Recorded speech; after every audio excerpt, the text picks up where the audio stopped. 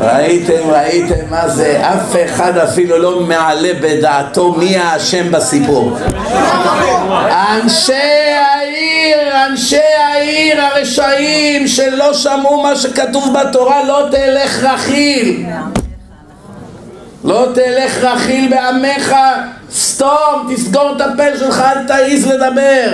במיוחד היום שיש אינטרנט, מה אתה כותב תגובות? מה אתה כותב תגובות? אתה לא חושש שיום אחד אתה צריך לשלם על הנזק שעשית?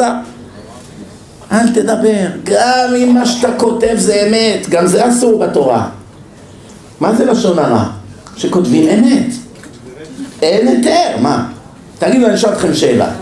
בן אדם עכשיו, יש לו מגרעה מסוימת. מי יתיר ללכת ולספר את זה לכל אנשי העיר? למה הילדים שלו המסכנים צריכים לסבול? למה אשתו? למה ההורים שלו יסבלו? מה אתה הולך לפרסם את זה? מה, שאלו אותך עכשיו רוצים לחתן אותו עם הבת שלך? זה לא שייך אליך. מה אתה רץ כל כך להזיק? מה בוער בתוכך כל כך? כי יצר לב האדם רע מנעוריו, הרוע שיש בתוכנו מבהיל עד לאיפה זה מגיע.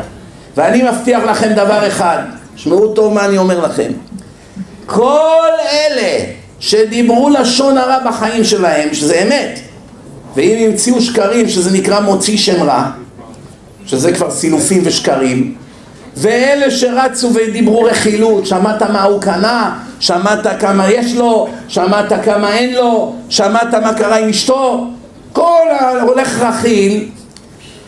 אם עכשיו הקדוש ברוך הוא היה תופס אותך מהשערות, מעלה אותך שנייה אקספרס לבית דין של מעלה, והיית רואה מה קרה חודש אחרי מה שדיברת נגד איציק, מראים לך עכשיו 3,000 איש שונאים אותו, מדברים נגדו, נלחמים בו, כל מיני דברים שקרו בגלל 2 משפטים שכתבת באיזה תגובה. והיו מראים לך, שים לב עד עתה כמה נזק עשית לו. הוא כבר הפסיד $100,000, הוא כבר הפסיד קליינטים לעתיד, את השידוך שלו הוא כבר הפסיד, כל הילדים הצדיקים שהיו צריכים לבוא מהשידוך הזה כבר לא יבואו, כולל גדול הדור המיועד שתכננתי להביא מהמשפחה הזאת. זה כבר מה שאתה חייב עד עכשיו. ומה יהיה עוד 50 שנה? פי 1,000, פי מיליון. מה האדם היה צועק? היה צורח בשמיים, צורח, אני טיפש, מטומטם, אוויל, אני לא רציתי שהוא יסבול ככה. אבל אתה יודע, הקדוש ברוך הוא, שאני סתם טיפש? מה, אני באמת רציתי לגרום לו כזה נזק?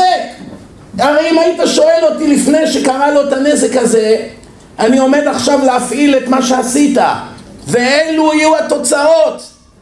אתה מוכן? מי היה אומר כן? רק אם אתה נאצי היית אומר כן. אף אחד לא היה אומר כן. נמצא שכל מי שמדבר זה רק מטיפשות.